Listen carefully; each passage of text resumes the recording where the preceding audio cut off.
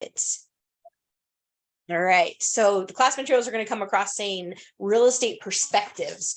So I changed the name of this class because I feel like real estate perspectives is a little, what does that mean, right? For most people. So, but when you look at what we're going to talk about is that it really is the perspectives of our attitude, our mindset. Are we treating this like a business? And so today we're going to get into the first section, and then we'll talk about next week core values, and then we'll talk about the models, the 3 different models that make up a real estate business. And so we have to look at this. I know for me, when I got licensed, I basically was like, no one's going to tell me what to ever do again, right? I'm a 1099 contractor, so the man's not going to tell me what to do. But the reality is that we do have to treat this like a business. We have to treat it as if it is a 9 to 5, and a lot of times our family will say that, right? Like, no, you don't have a real job, right? Go get a real job. And so but it is, we have to treat it like that. And especially with the market shifting, we have to treat it as if it is a job. And so jumping into that, what does that really look like? So today we're going to talk a lot about mindset. And you guys, you've all heard me say this, mindset is really critical, and it's especially critical right now. And so, one of my best years I had in real estate was when the market was tanking, because every day I just said, my perspective, my reality is my perception, right? And so that's that. And that, I know it sounds a little hokey, but really, if you think about it, what goes on up here is the most important thing that we do. Good morning, Jan. I'll make sure you get the class materials. You guys can check out. All right, let me do a share screen.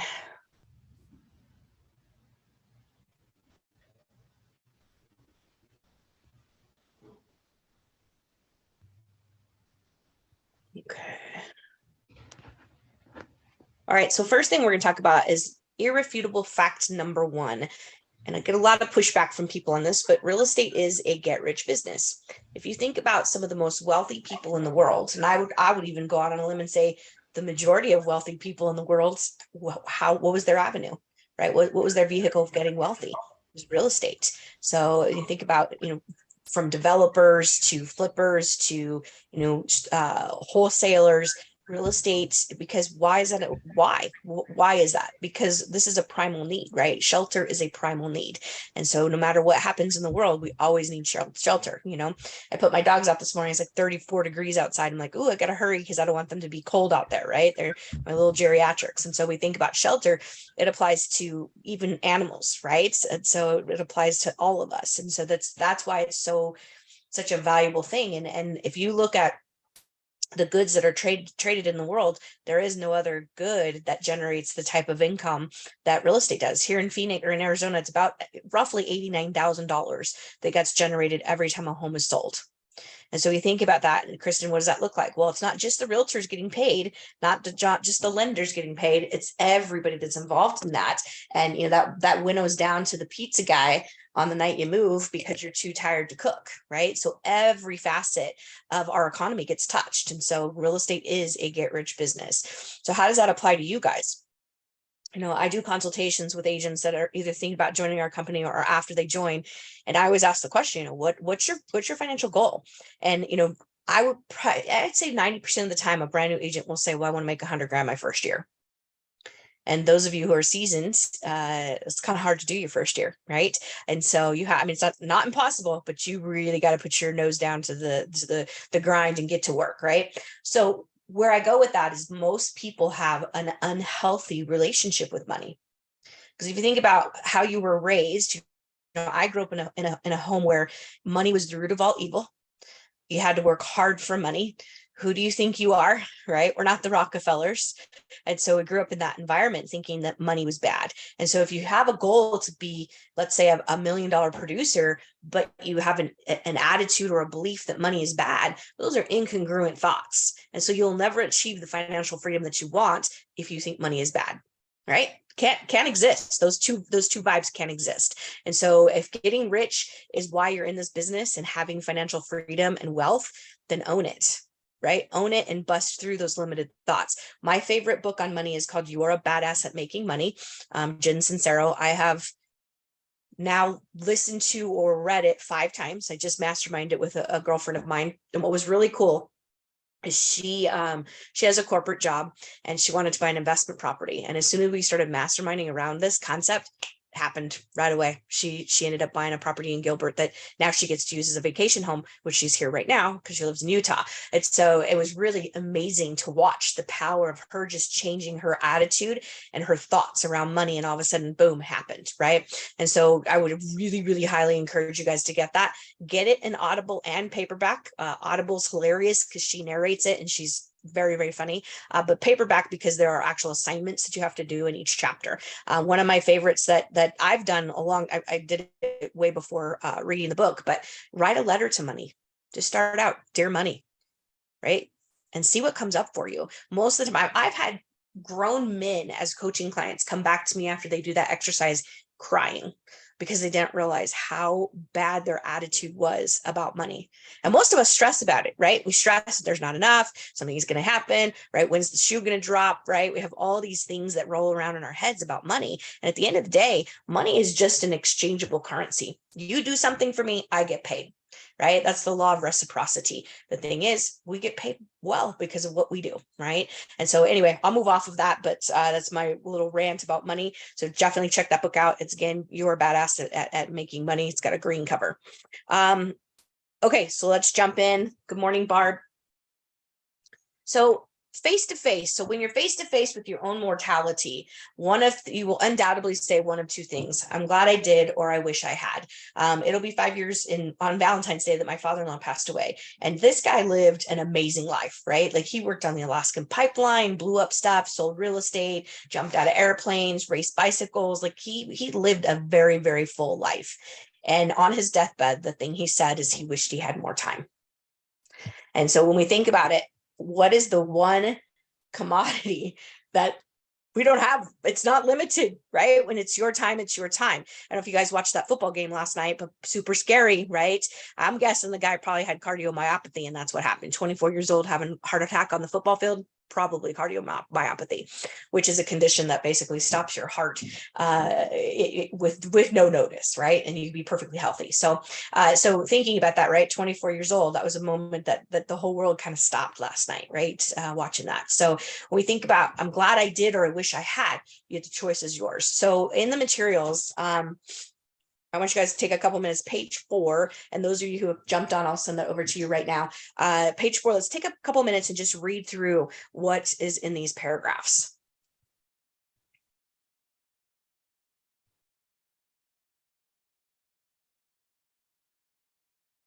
Let's see, we got Roberta, Barb, and Donna.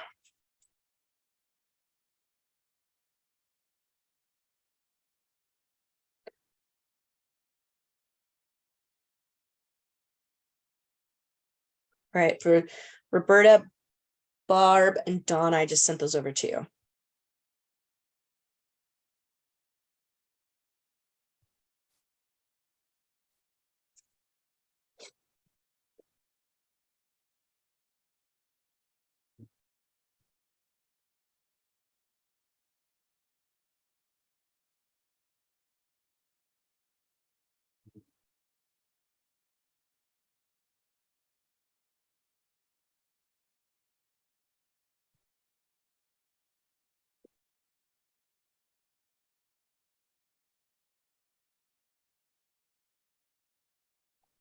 All right, so in paragraph 1, a couple things that stand out to me is, so real estate offers a genuine opportunity to generate unlimited income.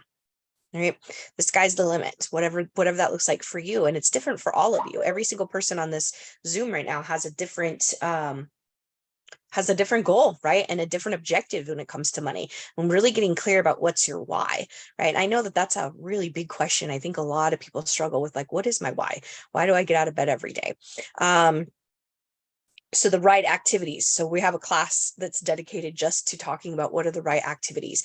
It's easy to get distracted by the shiny things, right? It's easy to get distracted by the pile of laundry that needs to be done, right? Instead of focusing on our prospecting. And so, I think a lot of us kind of BS ourselves, right, into what we actually are doing in our day. Is it really dollar productive things? And so we make excuses for that, myself included, right? I'm just as flawed as everyone else. Thinking about my journal that I haven't touched for a week, right, that I pulled out today. So because I'm not going to get on the gas call next Monday and say that I suck this week. Paragraph 2. So talking about the wrong activities, right? And then having a clear plan.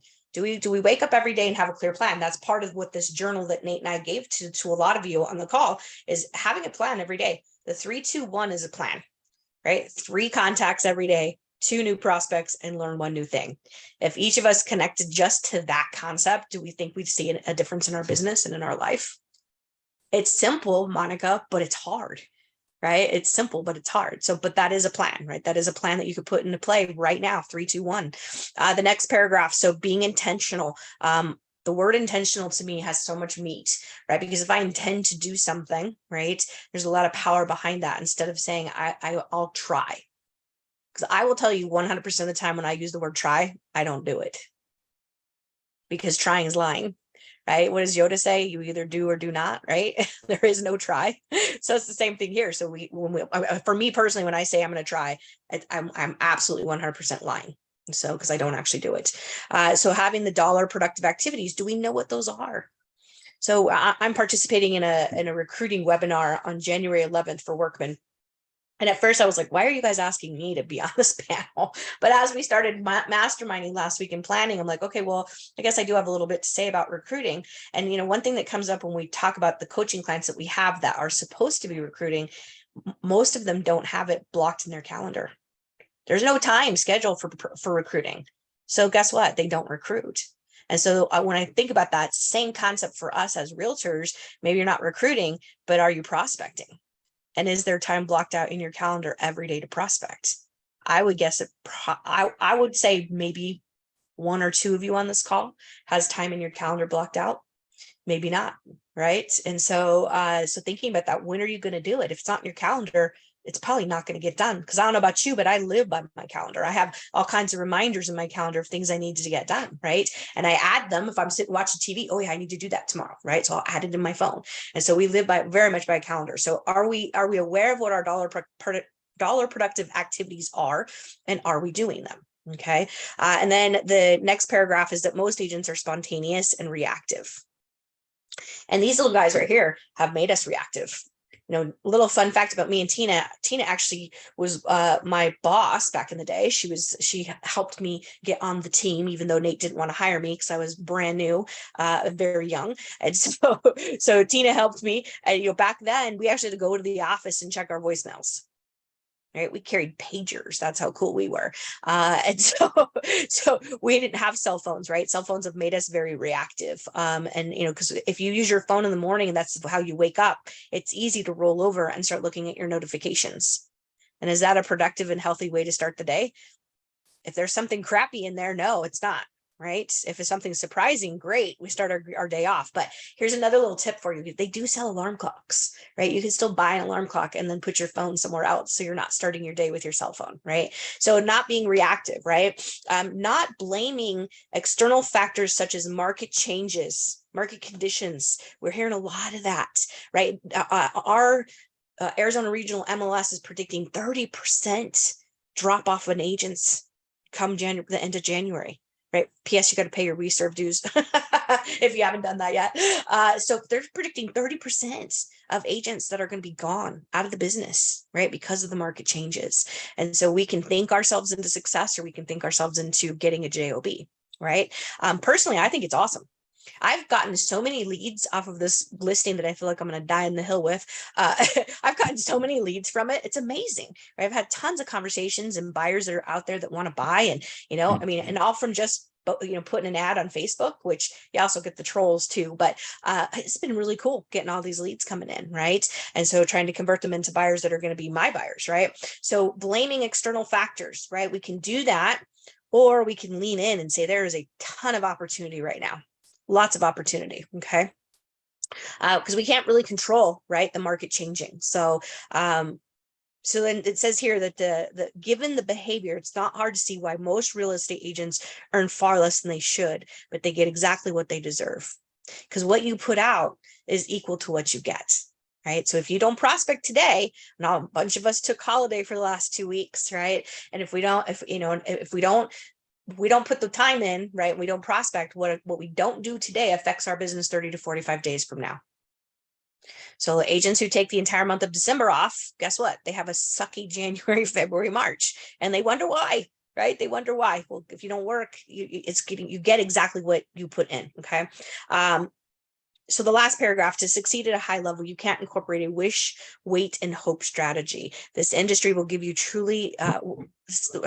this industry will give you what you truly aspire to, as long as you maintain a purposeful direction and take vital action, right? Vital, right? You think about triage and someone's arm's been lopped off, right? There's blood everywhere. And so what are the vital activities that we need to do, right? To treat our business as a business. And we need to remain focused on the priorities of the goal achievement. So it's up to you.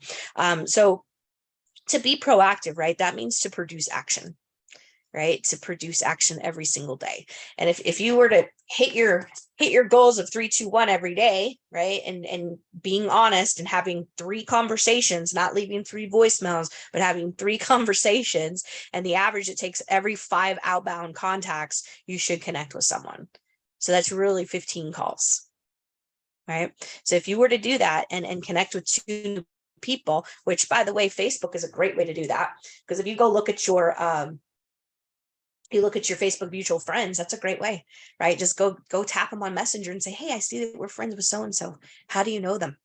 That's a great way to meet new people, right? Go do coffee shop prospecting. You guys have heard me say this before. Go set up at Starbucks. Don't use their hot link, right? We had somebody get in trouble with that. Don't use their hot link, but set it up, make it look obvious that you're a realtor, right? Get a big old Remax sticker for your laptop, which I have one. I keep meaning to put it on. I keep forgetting to. And then have your name badge, right? Pre-buy a couple bucks worth of coffee. And then what do you think is going to happen, Jan, if someone's coffee's been purchased for them and the barista says, it was that lovely lady over there who bought your coffee? What do you think is going to happen? They're going to come and thank you and then see your badge and start the conversation. Yep. And what's the question they're going to say? How's the market? How's the market? Right. Exactly. So we are the coolest people at any party, right? Because everybody wants to know about real estate. Rather, and you guys have heard me tell the story when the market tanked, when the market really tanked, not like right now. And I had my Remax hoodie on. And I went through the line at Safeway over there by the office, and the lady pointed at my shirt, and she said, "Oh, you're in real estate." I'm sorry. And so I had to hold up the line to explain to her why it was still a great time to be a homeowner, even though the market was crap, right? The one time in all the recessions when it actually affected real estate values, right? So that, and just, that's reality, guys. Since 1980, was it been 8 recessions that there's been, true recessions? Only one time since 1980 has real estate values been affected. Most of the time, recessions are positive for real estate. But that's not what the news is going to tell you, right? Because that doesn't sell clicks. Right. And so, knowing our facts, right. So we can educate people differently. Okay. So what's your time? Your time is your life. So there's only 24 hours in the day. Back in the day when I got into the business, the sexy buzzword was time management, right? I had a good time management. But what we've realized is that's an oxymoron. Can't manage time. At the end of the day, there's only 24 hours in the day.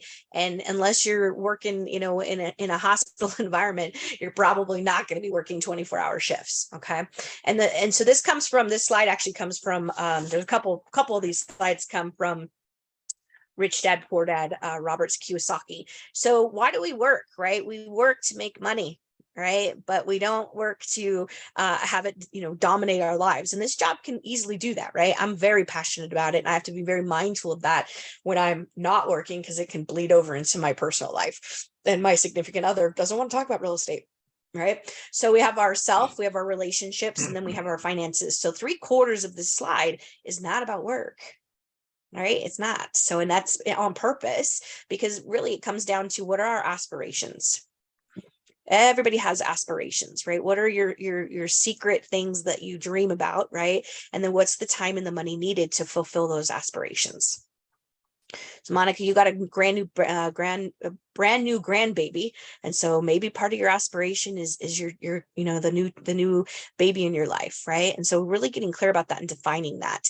And so you don't live to work, you work to live. And so on the other side here, so we have entrepreneur, we have a business owner, we have a self-employed, and then we have an investor. And so employee. Sorry, not entrepreneur, employee. So employee is someone goes and clocks in, right? Clocks out, right? We have a business owner, which is what we want you guys to be thinking about, right? Is being business owners. Am I building something that has value that when I decide I'm done doing this, someone might want to purchase it? Right. And then we have self-employed, right? Where this is the person that says the attitude like I had is no man's going to tell me what to do anymore. Right. And then we have investor. So someone who's investing not only in maybe in real estate, but in other things. We've got people in our orbit that one lady that used to work with us, she owns a vineyard, right? Chris Miardi has had some crazy business. I forget what it is now, but we have people that are doing other things, right? That are in our orbit. And so are we investing in those other opportunities? Okay. So creating an unlimited life of abundance requires both time and money. Okay. And it's not bad, right? Money's not bad. Money's a good thing. Money is just leverage. All right. So employee, right? We work for others. Low cash, high time. My ex-husband was a middle management for a grocery chain, worked about 60 hours a week and made crappy money, right? And it was hard work. And so yeah, and sometimes with those jobs, it's limited, right? You don't have advancement like we do with real estate. Self-employed, so you work for you, you develop everything requires you, right? So good cash, but high time. Right. We see this with solo agents. They get sucked into business and they're working, 60 hours a week. They're making good money, but they have no life. They have no family. Right. So then we have a business owner. So this person finds and develops other people. Right. They create passive income. So it's high cash, lower time. Right. You look at Nate. He's one of the top producing agents in our company, takes more vacations than most of us. Right. And why is that? Because he's learned how to leverage. Right. And then we have an investor. So this is unlimited living. Right. We have passive income with low risk, high cash, and little to no time. Right. We're sitting on the beach somewhere, enjoying a cocktail with an umbrella in it. Page 7. So another thing we're going to read here. So right thinking. So you can transcend any situation. So, some of you guys know this about me, but I grew up living in a trailer. Not that there's anything wrong with that. But my prescribed life, what was ahead of me and what has been for many of my siblings, has been a life of struggle and poverty, right? Living on government assistance. And so, at a young age, I decided that was not going to be my reality. And so I was able to transcend that situation because I chose differently. I chose to say that just because this was what was put in front of me doesn't mean that this has to be my reality. Unlike many of my siblings who just resolved that and said, this is the reality, right? And so thoughts rule the world. So we can either think ourselves into happiness or depression, right? We can think ourselves into having an unlimited life. So go ahead and read page 7. Just take a couple minutes and read what's on that page.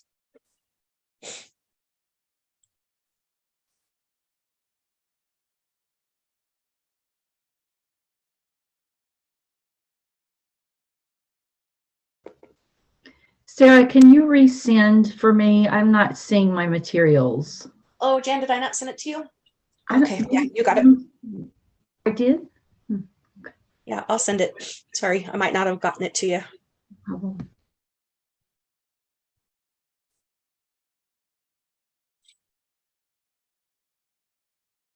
All right, you should have it now. Or as soon as it goes through. All right, let me go back to a share screen here. All right, so any thoughts on page 7?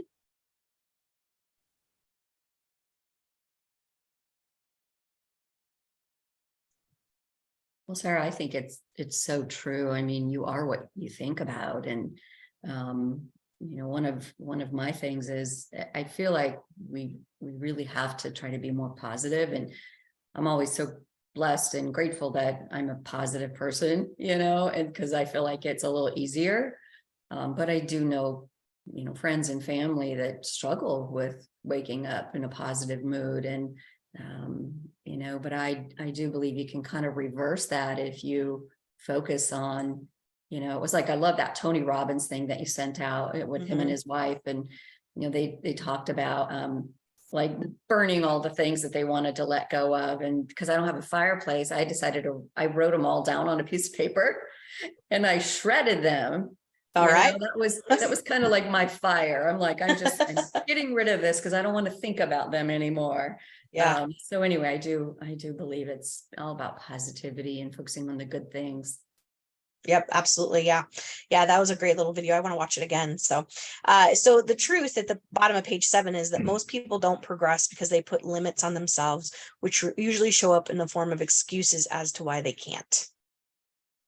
So how many of us have those, right? Well, I can't do that, or I need to do this first, or I'll do the video when I lose 20 pounds, or, et cetera, right? Fill in the blanks of whatever the excuses are. And if we want to have the success that we want, you got to just do it, right?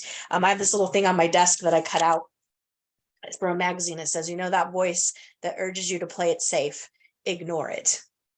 Right. So this is what I'm looking at every single day sitting on my desk. So that was, instead of doing a full dream board, I just was like, I just want one thing to focus on, and that's it. Right. And so, like I said, the word try is an excuse in advance. All right, so let's get a little bit deeper with this topic. Some of you are like, why did I show up to this class today? I didn't know Sarah was going to take me down this path. And poor Kristen, this is her first class with me. So she's like, what is happening right now with this lady? So in order to create a life of abundance, you must train your mind to think in unlimited terms. And so just sharing another thing about me is that my mother used to always say that, that she was waiting for the other shoe to drop. Anybody heard that saying, right? Waiting for the other shoe to drop. And so she constantly and she would get maybe $500 saved up, right? Just a little bit of money, which to her was a lot. And something would happen, right? The car would break, or, something would happen and the money would have to be spent. And so that was her constantly saying, waiting for the other shoe to drop. And so I realized, I don't know, probably about 5-ish years ago, that I was having that attitude, right? And it's almost subconsciously, like not even really aware of it. Maybe it's been 8 years ago. It's been a minute. So I just decided that I was going to change that. And so it took a lot of effort. Every time I had that thought, I had to stop. No, we're not going to do that. And then the affirmation was, I live in a world of abundance. And it took a while. Like it took several months of really, really committed effort, that every time that thought came up, nope, stop. And I would literally say that to myself out loud, stop. And then I live in a world of abundance. And so I can't say that it's 100% gone, but it certainly is not that overwhelming thought that I used to have, right? Of just, oh, things are going too good, something bad's going to happen, right? Because that's how my mother believed. And so that's something that was a limited belief for myself, that again, it took a really committed effort, but I was able to reprogram my brain essentially to remove that thought out of my mind. And it was incredibly freeing, because when you walk around thinking something bad's going to happen every day when things are going too good, think about how debilitating that is.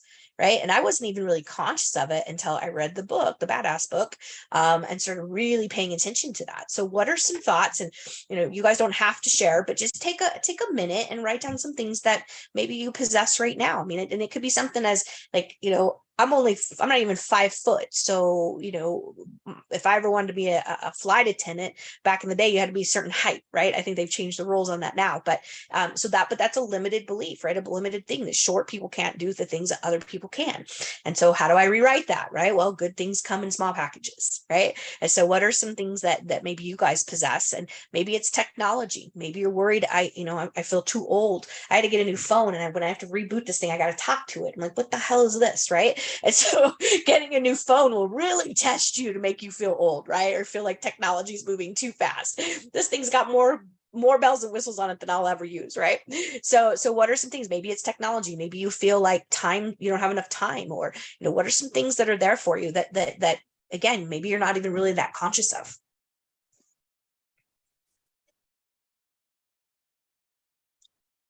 Anybody want to share?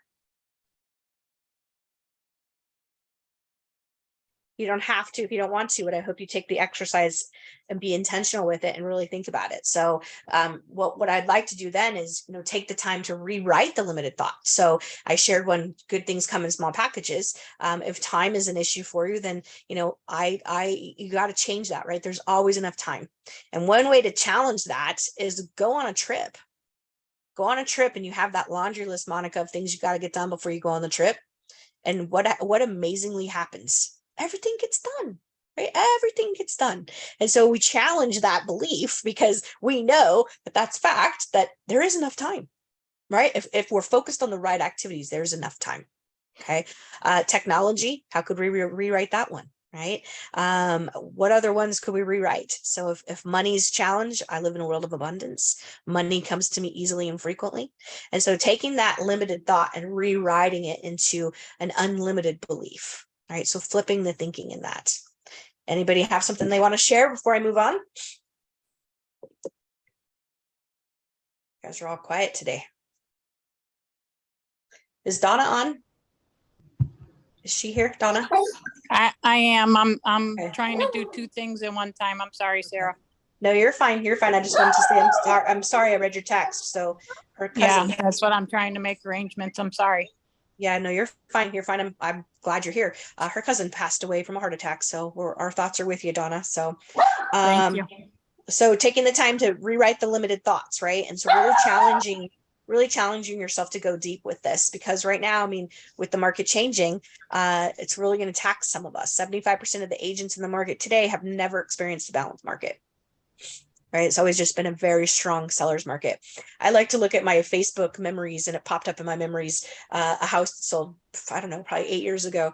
And, it was 24 hours on the market, 2 offers, right? And so it made me laugh, because I'm thinking, yeah, it's probably been 10 years since we've seen a different market, right? Have we had moments, right, over the last few years that maybe there was a little bit of a lull? Yeah, but nothing significant, right? And so thinking about that back in the day when I started selling real estate in 1997, it legitimately took 64 days before you got your first offer.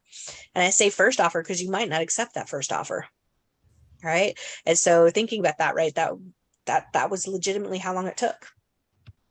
All right, so keeping an open mind. So are we learning based, right? So I know what I know, and I know that there's more to know. Nate is probably one of the best examples of being learning based, right? He goes to everything. He's got the alphabet soup behind him, and he always sits in the front row, because the people who sit in the front row make the most money. Right. So challenging yourself to really engage in that. So if you're not learning based, are you ignorant based? So I know what I know, and I'll ignore everything else, or I already know it all. Right. And that's a dangerous place to be, because when we're closed off like that, we become arrogant, right? And we will fail, because there is always something still to learn, right? And so staying open-minded. So we choose our next world through what we learn in this one. Learn nothing, and the next world will be the same as this one. That's a quote in the materials. So can someone be learning based but not committed to mastery?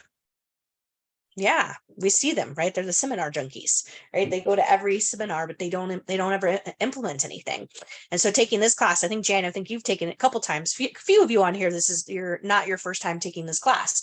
And so that's mastery, right? Bruce Lee, sorry. He said that he did not fear a man who knew 10,000 kicks. He feared the man who had practiced one kick 10,000 times. And so, Scott, when we take the very basics of real estate and we do it over and over and over, and we master it, right? Instead of just continuing to learn, right? It's good to learn, but we also need to have mastery. Okay. All right. So 2 outcomes of learning, right? We learn, we know, we get all this knowledge, and that makes us really great at playing Jeopardy. Right. Which it is fun when you get the Jeopardy question right. It is fun when that happens, right? Makes you feel smart for a minute. But what we want to do, though, is we want to learn to grow. Then we want to clarify our choices, right? Is this true for me now, right? We want to take action. We want to build better habits, which then shapes our character. That determines our destiny, and then ultimately it controls our legacy, right? When it's the end of our days, what were you known for, right? What did you contribute to the world? How did you make it a better place? So it's not about gaining an understanding of the basics, it's about mastering them.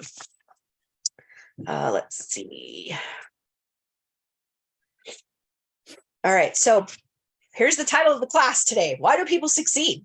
So what are you guys' thoughts? Give me some thoughts. Why do you think people succeed? They're consistent. Okay, consistency. What else?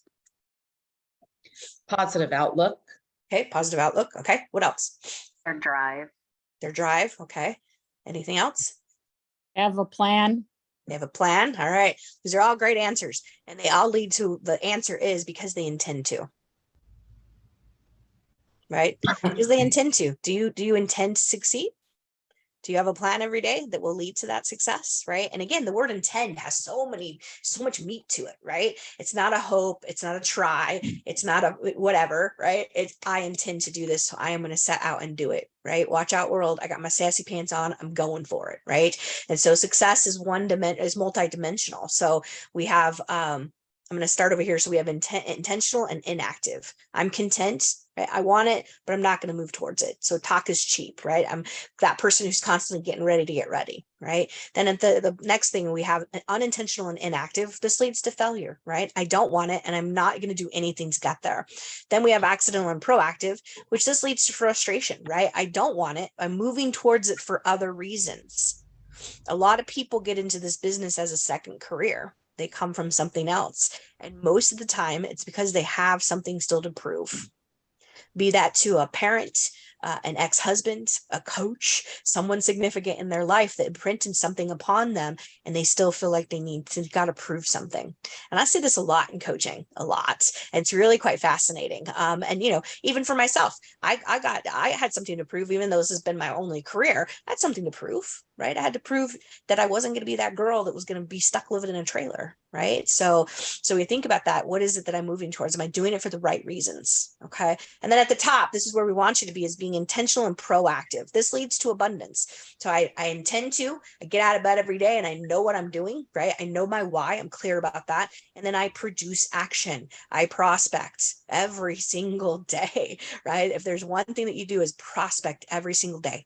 Those of you who are new, I would say 3 hours, right? Break it up into, it's been proven that adults 45-minute windows, right? That's really what you have for energy levels, 45-minute window. So don't sit down and say, Scott, I'm going to do 3 hours of prospecting. I'm going to do 45 minutes, right? And then you need to take a break. It's also been proven that if you get up and you move your body after that 45 minutes, whether that's just a walk around or go get a drink of water, whatever it is, if you get up and move your body, it actually refreshes your energy level. Okay. So if you're new, 3 hours, right? But break it up. If you've got a book of business, at least 1 hour a day, you need to be prospecting. Okay.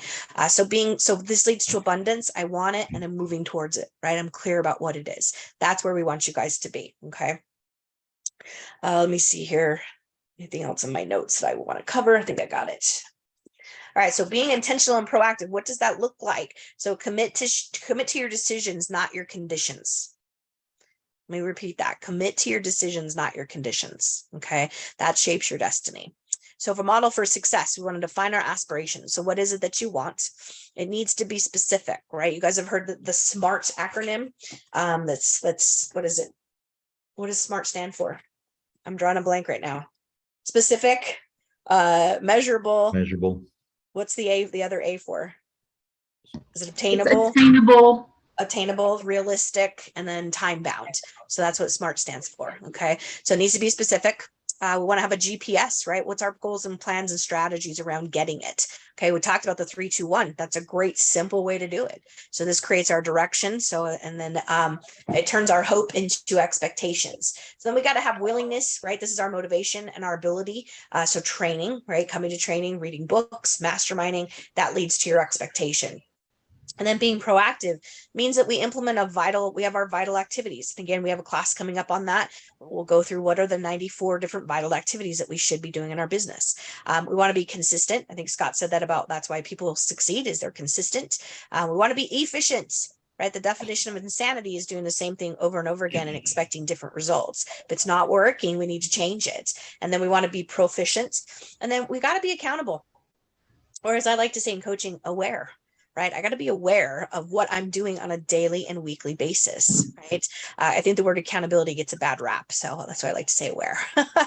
So we want to focus on our progression, right? Am I tracking this? Am I tracking, if you ever go on a weight loss program, what do they have you do? They have you track your calories, right? Track your steps, track how much water you're taking in, right? So we want to focus on our progression. If you look in the journal on page 40, it actually has a breakdown, a benchmark that you can walk through and do the math to figure out how many, if you want to take 100 listings, how many listing appointments you need to go on, right? There's math in here to walk you through that, right? To give you that. And I think if you knew that, if you started the year off saying, okay, I got to go on 100 listing appointments to take, well, it would be more than that. You'd have to probably go on 100 and if you had a 65% conversion rate for 100 listings. What's the math on that? Anybody do that in their head? I think I got divided. Is it divided by 65? So you'd have to go on 154 appointments to land 100 at a 65% conversion rate. How helpful is that, right? Well, it's January 3rd. Where's my listing appointments I'm going on, right? And if you break that down, if you said 154, and I just threw out 100, that's probably a big number, but 154 divided by 52 weeks, it's 3 listing appointments a week you'd have to go on in order to do that. Okay, so breaking it down, right? Break it down to the ridiculous, because 154 seems like a big number, but 3 a week seems like it's attainable, right? So having that, tracking that, we want to identify our strengths and weaknesses, and then we want to have our expectations turn into reality. So your willingness and ability to, must match your expectations. If you're unable to effectively and efficiently implement the strategies necessary to achieve your goals, you must seek out necessary training, right? So we have an amazing office full of agents that are so willing to share and, you know, give what they know and their knowledge, right? So pick their brain, you know, buy them a cup of coffee and ask them, what are they doing? Okay. So page 15, so define your aspirations. So what do you want and how bad do you want it?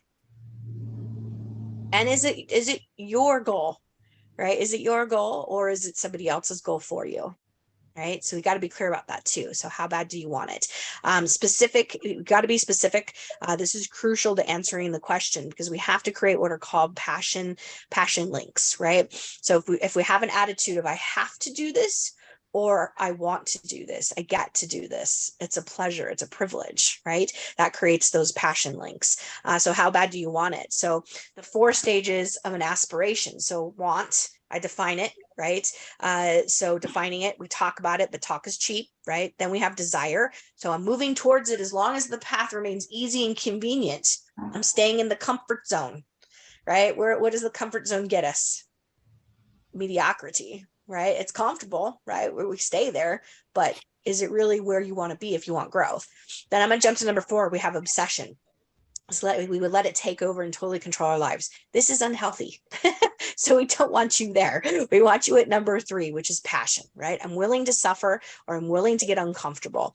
You know, those of you who are new, it's uncomfortable, right? You take this class and one of the affirmations is there's no growth without discomfort, right? That for everybody who's new, that's always the first one that stands out, right? But then you get a couple deals under your belt and you feel a little bit more comfortable, right? So we want to be passionate. No one is passionate about making more money. What they are passionate about is what more money provides. Vague aspirations end up in the vast wastelands of wants and desires. So you have to be willing to let go of anything that you're not willing to get uncomfortable for. All right, that's okay. Sometimes we have these goals that we set when we were 15, and you know now we're 30, and it's like, well, is this really still my goal? And you have to ask yourself, is it? And if it's not, let it go, right? Let it go. It's okay to let go of some of those things that don't align with us anymore because we change. Your why today, Monica, will be different than it will be in 10 years. It was different than it was 10 years ago, right? When your kids were little, your why was different. Now they're grown adults. And so your whys change, and that's okay. And that's why it's important to be clear about that. Okay. And then having that attitude of, I get to do this, right? I have the opportunity to do this. So, so reviewing your daily activities. So when you attach a personal need, wish, dreams, and endowments to your career activities, you create what's called a passion link. Okay. So passion links help you to endure the temporary pains of being outside your comfort zone. Right. So how do we have to review our daily activities? So we have to, right now it's a chore, it's a pain, there's resistance, procrastination, and that leads to frustration. Okay. And then if we flip that, we say, I get to do this. I'm passionate about it. It's a pleasure. I embrace it. I take action. It's fulfilling. And that leads to abundance. Right. One of my favorite affirmations is that I live in a world of abundance. Right. That's something I say on a daily basis. Right. I live in a world of abundance. And when you think about that, it covers a lot of areas, right? It's not just my business, but it's my life, you know, all of it. It's not just work. Okay. So talking about budget, we're not going to spend a lot of time on this, but budget's important. And inside the journal, if you're doing the gas program, there is a budget in there. It's important that we have a spending plan because we do have to spend money to make money. But right now, we do need to take a look at things that maybe it's easy to spend money when we're making money. Right? When money's flowing in, it's easy to have that credit card going, oh, I'll sign up for this, I'll do that, right? It's only $1.99 a month, right? But looking at all those things and cutting where you can, right? Cutting the things that, what's the ROI, right? What's the return on investment? The rule of thumb is 3 to 4 times is what you should be seeing if you're spending money on something. Some things like, Facebook are hard to quantify, but, really paying attention to what am I spending money on? And is there stuff that I can cut? We went through and we were streaming a bunch of stuff that we weren't watching. So we cut a bunch of stuff, right? Because we don't even though it was only a little bit of money every month, but over time, that little bit of money adds up, right? And so looking at that and having a budget and then funding it. What are things we want to fund? So, that's maybe college for some of you who have grandkids, maybe you want to help for the grandkids' college, right? We want to have some retirement. So that's my big why right now is planning for retirement because there's no pension over here, right? Being self-employed. And so maybe we want to have some investments, right? So looking at what are the buckets that you want to fund and then having a priority of that. We have to pay attention, being good stewards of our money. If you're not set up as an S Corp, let's talk offline because setting up an S Corp is a huge tax savings. And if you start making good money at real estate, you're going to want some good tax shelter. All right. So in your materials on page 18 is a really basic budget. I have a much better one. And if you don't have the journal was based off the one that I have. So if you want the budget that we created through Momentum, it's really specific. I'm happy to send it to you guys. If you want it, shoot me an email and I'll send it over to you. But if you have the journal, it's exactly the same one that's in the journal. So use it. Okay. All right. So let's see. Last page here before we wrap up. So if you don't know where you're going, you'll end up somewhere else. And so having a meaningful mantra. So what I would do is I would take this page, print it out, and then write in what your goal is. It's unacceptable for my business to earn less than. This says profit. I say earn. Profit starts to get into a whole other deeper area of financing. And I think the most important part is that you guys just have your entrepreneur's mantra. How much money do you need to make this year? How much money do you want to make, right? What is that? And then but you got to figure out what are the buckets I want to fund, right? What does my life require, right? That my mortgage and my utilities and all those things. But then what are the buckets I want to fund? If you can get intentional about that, guess what? That's casting it out to the universe and saying, hey, I need this, right? This is what I desire. And stuff starts showing up. Some of you heard me share this in the gas program that last January, I just kind of threw out in my head, I didn't even write it down. I said, it'd be nice to make executive this year, which is a commission goal inside RE/MAX. And I actually made $5,000 more than what that was. I paid out a lot in referral fees, but so my profit wasn't quite that. So I guess I need to be more specific of this is how much I want to profit, right? But I hit the goal. And you guys, I didn't even write it down. It was just something that rattled around in my brain. So think about how powerful it would have been if I would have wrote it down. Right. And been very, very specific around it. So what I would do is I'd print this out and I would put this everywhere. Right. I would have it on my bathroom mirror, maybe on my cell phone screensaver, but have it everywhere. Because the more time you spend hanging out with your goal, the higher the vibe and the more probability that it's going to happen. Right. And so remember, your perception is your reality. And so if I'm clear about that, it's unacceptable for my business to earn less than. Okay. So just the final thing here on page 19. So most of us leave about 75% of our potential on the table, right? Some people maybe more, right? And so you get out of life what you put into it. If you intentionally have no life plan beyond simply existing day to day, then you will most likely squander your time and never reach your full potential. Okay. So today's class is basically summarizing what's our mindset. What are our beliefs around my business? And then how much money do I want to make, right? What's my goal? What's my entrepreneur's mantra? And it's okay, whatever that number is, right? And so why? Because you don't have a bad relationship with money, right? We're going to bust ourselves on our beliefs around money.